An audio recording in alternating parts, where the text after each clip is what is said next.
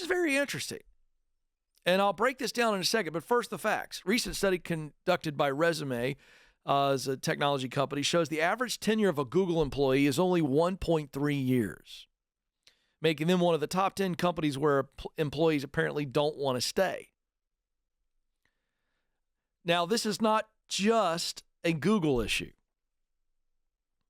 Other big tech software companies like Zoom, their average tenure is also 1.3 years. Reddit has an average tenure of 1.2 years. Meta/Facebook, their average is only slightly better at 1.7 years.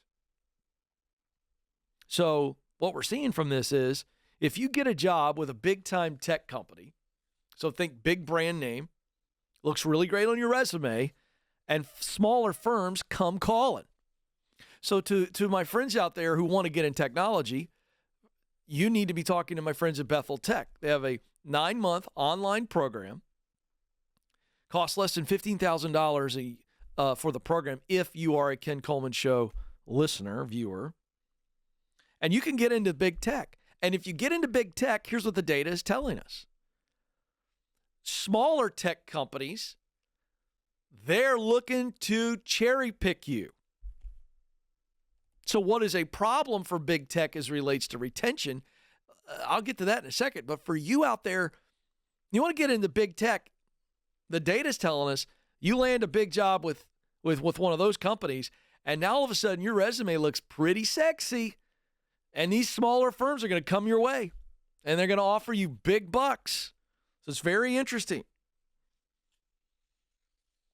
So what does Google do? Now I want to talk to leaders here because this isn't just a lesson for Google.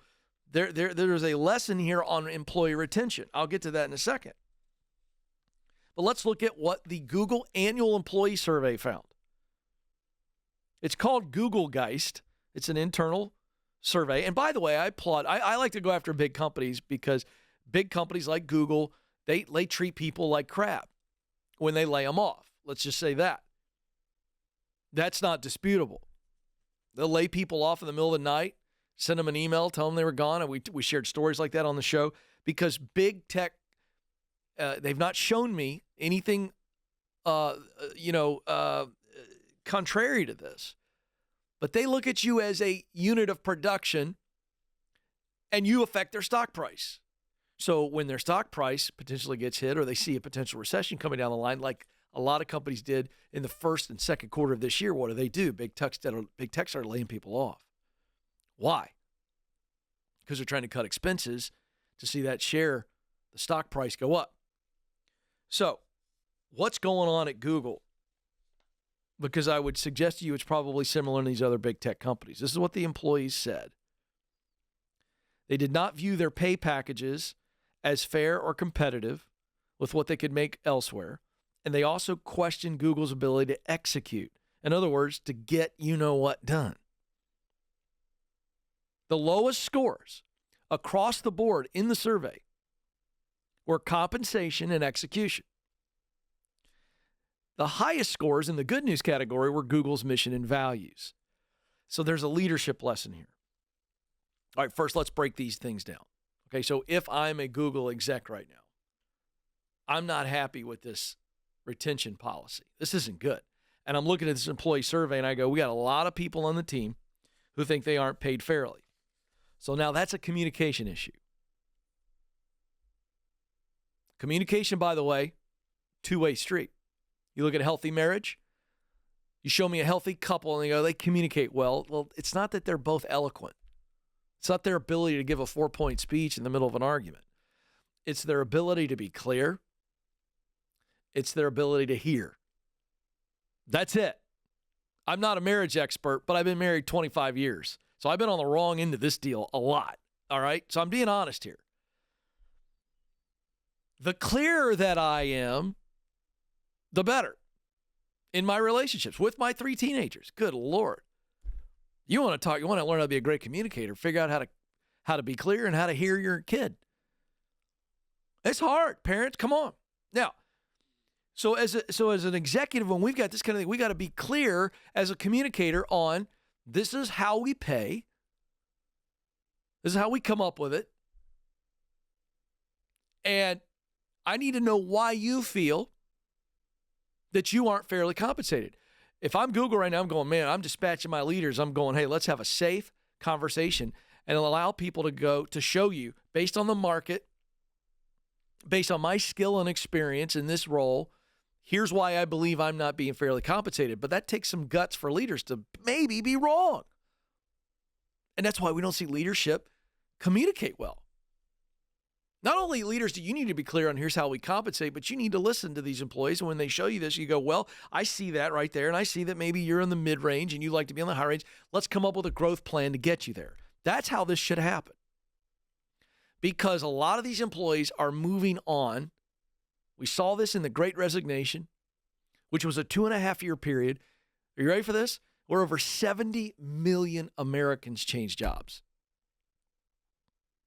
We also saw a phenomenon after the Great Resignation, which was called the Great Regret, where millions of people said, I wish I hadn't left where I was.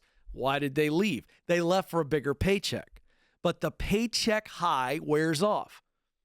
You leave a good company in a good role, you're on the right seat of the bus, and may I say, on the right bus.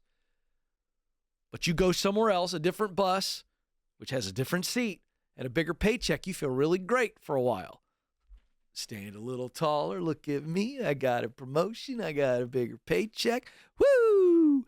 And then we humans adapt to change so quickly that after about 3 or 4 to 6 paychecks, we start realizing I'm on a crappy bus or I'm in a crappy seat. And we start regretting that we chased the paycheck alone. The reason I wrote the book From Paycheck to Purpose is because this has been happening since the dawn of time. A paycheck isn't enough. The data shows us there must be purpose in work. In fact, there's 3 human needs that Gallup has found that must be met. And so Google or any major company, and I'm also not just talking to leaders right now, those of you who aren't in leadership, or maybe you're in a leadership role, but you're not happy where you are. There are 3 human needs that the largest study ever done on employee engagement revealed. From Gallup. Number 1, people need to see purpose and meaning in their work. There's got to be a connection. I love doing it, and the results that I produce matter to me. Second, we're all still little girls and little boys who just want to be seen. Daddy, watch! Mommy, watch! It's not enough that mom and dad are looking at us. We want them to go, way to go, Kenny. And so that leads to that second human need. We must get recognition for our unique contribution. This is not happening in the world of work. You want to know why people are leaving? They're searching for some acceptance. Hey, Debbie, you did a good job on this the other day. I saw it. It was great. The third human need that must be met is they must have a relationship with their leader. It can't just be boss. That's so transactional. Relational is a boss who coaches me, a boss who mentors me, who cares about me growing personally, professionally, and financially. You want to change bad retention? Meet those human needs and watch everything change.